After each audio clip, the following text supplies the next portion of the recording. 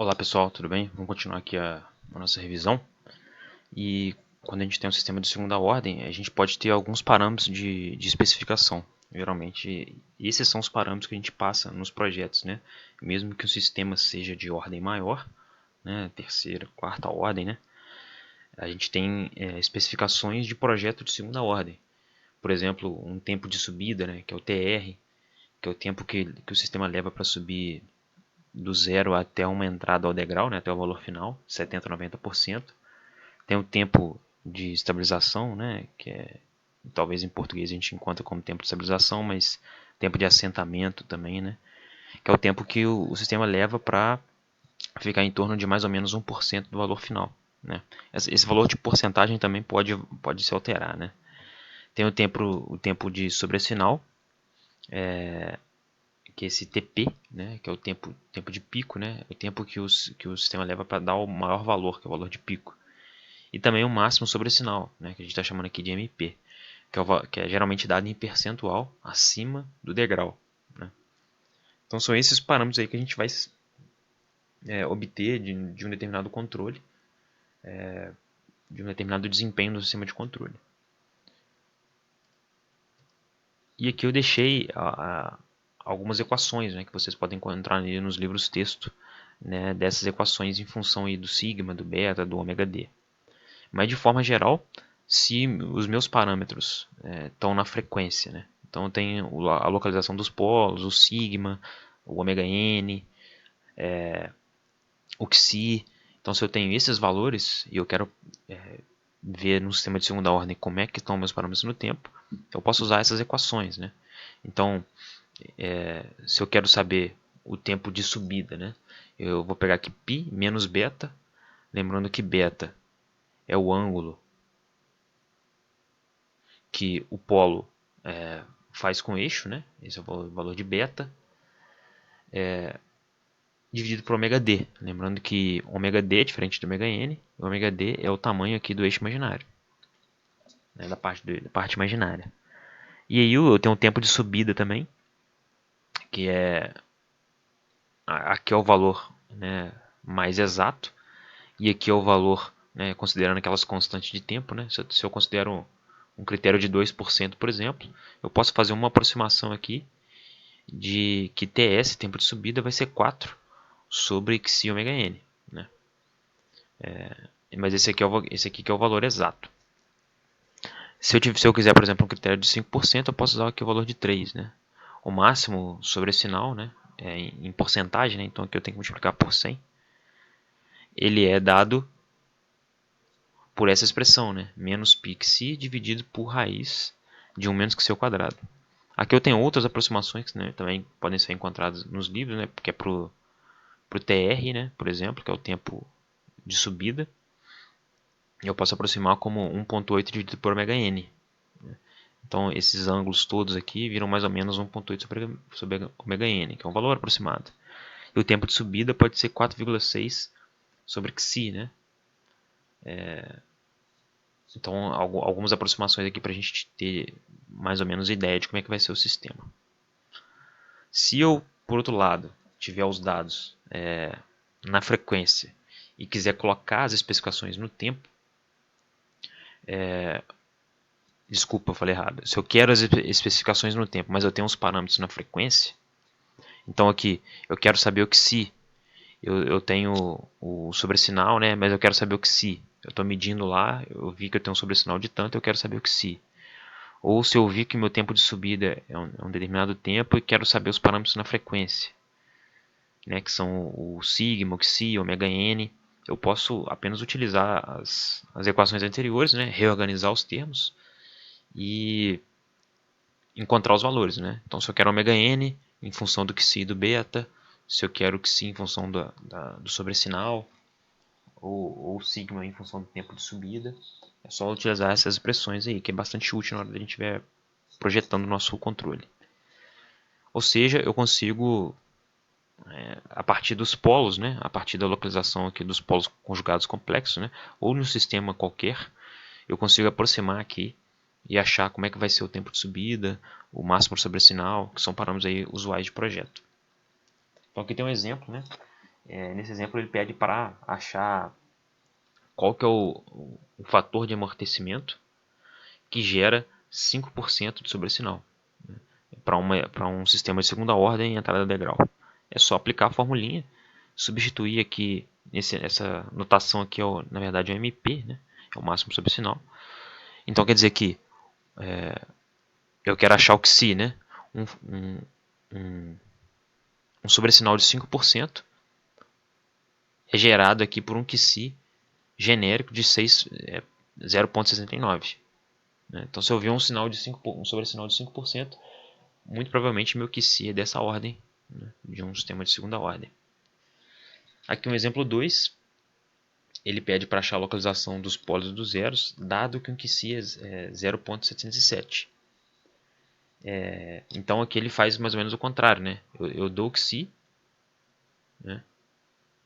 Eu dou o QC e peço os polos complexos, né? Então a primeira coisa que a gente faz isso aqui na verdade não tem uma solução só, né? Tem várias soluções, porque com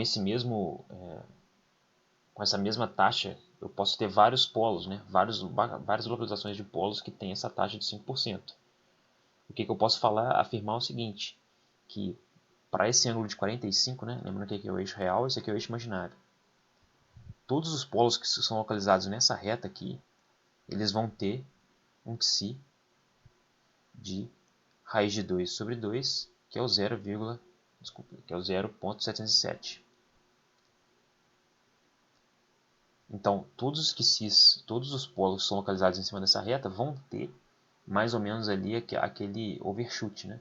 Então, se eu escolhi um polo localizado aqui, por exemplo, um sistema que tem um polo aqui e um polo complexo aqui, mais ou menos no 6 e no 6. Né? Então, aqui o sigma é igual a 6 e o ômega d também é igual a 6. Esse sistema ele vai ter um overshoot, né, de mais ou menos aqui, aproximando bem, 5%. Se eu escolher um outro polo aqui, por exemplo, o 2, esse sistema vai ter um overshoot de mais ou menos 5% também. Tem uma ferramenta bastante interessante, a gente pode ver no MATLAB, que chama Sysotool, né? Não sei se vocês já conhecem. E ela ajuda a gente a modelar o sistema mais facilmente, né? A colocar os polos zeros e ver a resposta mais facilmente. Vamos testar aqui então. Então abrir aqui a aplicação. Eu vou fechar o diagrama de Bode aqui porque não é interessante para a gente. Então a gente vai ter aqui o root locus, né? A localização dos polos e zeros, e a resposta degrau. Se eu vim aqui em editar o compensador, né? Que vai ser... Pensa nele como a função de transferência que eu tenho. Então se eu colocar aqui para editar, eu vou adicionar aqui um polo complexo, né? E nesse polo complexo ele já coloca para mim aqui no ponto 0,7, né? Que é o 45 graus. Se eu olhar a resposta desse meu sistema,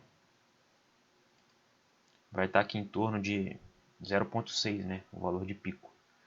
Se eu colocar esses polos, né? A parte imaginária dele, então a parte real ficou no menos 10 e a parte imaginária no 10. Né? Então eu ainda estou com um fator de amortecimento 0,7. Né?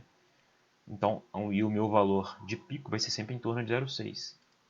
Mesmo que eu coloque aqui 100 e 100, por exemplo, meu amortecimento vai estar no mesmo lugar.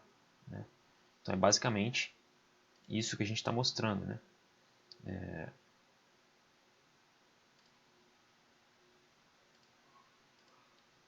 Que qualquer polo que eu escolha, né? E esse polo, se ele estiver aqui nessa linha do amortecimento, ou seja, no ângulo de 45 graus, eu vou ter um amortecimento ali em torno de 5% de overshoot. E se eu diminuir mais esse valor, ou seja, coloco aqui, por exemplo, vamos colocar lá, eu vou estar com a parte real menos 6 e com a parte imaginária menos 2. Né? Então estou com a parte real, vou colocar aqui, menos 6 e a parte imaginária 2, né? O nosso overshoot diminuiu um pouco, né? Se eu diminuir mais essa parte imaginária, colocar ela para 1, ele vai diminuindo cada vez mais um pouco, cada vez menor meu overshoot. Então, inclusive, esse é um dos critérios quando eu vou escolher o meu sistema, né? Que ele esteja dentro de uma determinada região. A gente vai falar isso mais para frente. Um outro exemplo aqui, o exemplo 3, pede para localizar os polos de um sistema em malha fechada, que ele vai ter um tempo de pico de 5 segundos, né? 0,5 segundos. Então quer dizer que em 0,5 segundos ele vai chegar no pico. E vai ter também um sobressinal de 5%. Ele pede aqui para encontrar o tempo de assentamento, né? Em quanto tempo que ele chega, que ele entra em regime permanente. A gente já calculou o tempo para um overshoot, né, de 5%, que foi o próprio sigma, o próprio sigma 7.07. E se a gente substituir nas fórmulas que a gente viu, a gente vai ver que a gente vai encontrar um tempo de pico em torno de 0,5 segundos. Né? Se a gente ordenar esse valor para encontrar o ômega n, a gente vai encontrar 8,88 radianos. Né? Se a gente for colocar isso num gráfico, a gente vai ter que o ômega n vai ser esse 8,88 radianos. Né? A gente já tem o ângulo dado pelo QC, né? Todo QC que tem 0,7 tem esse ângulo de 45, e aqui a gente usa equações de triângulo normalmente para achar os valores dos polos, né? A parte imaginária e a parte real desses polos. Obviamente elas vão ser iguais, né, em módulo, a gente está com um ângulo de 45. Né? Então, agora o próximo passo é encontrar o tempo de subida. O tempo de subida pode ser encontrado com a equação de aproximação, que é 4 sobre sigma ômega n, ou por equação de verdade, né, que dá o valor mais próximo.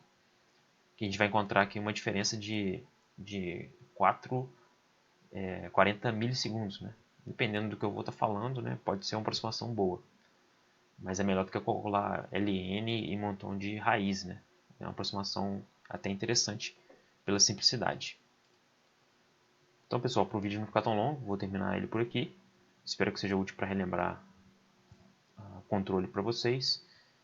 E até a próxima.